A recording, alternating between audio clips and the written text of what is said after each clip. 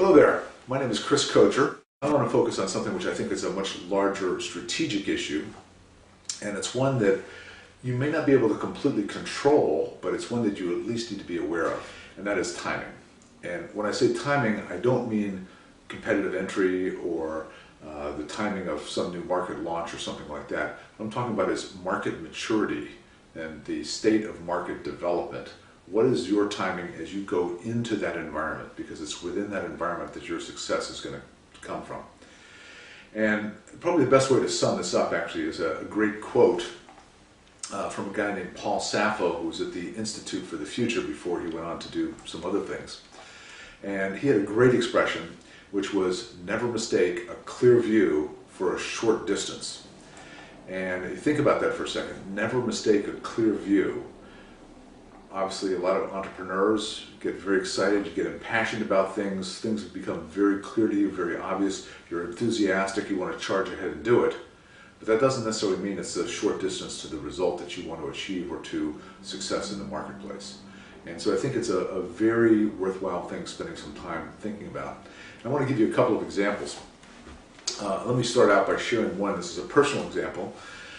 I was at HP for many, many years, and in fact I was the product manager of the first laser printer at HP. And very interesting, very exciting product came out with. Once we brought it to market, we started thinking about what was our roadmap for the next 3, 4, 5 years. Where were we going to go with this product? Aside from the incremental, faster, cheaper kinds of things, what were some of the big picture things we could do with it?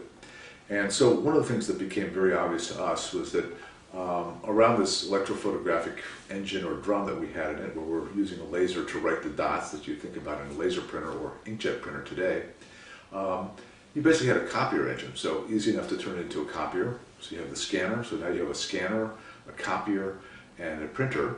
And guess what? Put in some communications to it, you turn it into a fax machine, which back then, of course, was very, very popular, not so popular nowadays. But at any rate, a multi-function, all-in-one fax, copier, scanner, printing device, tremendous.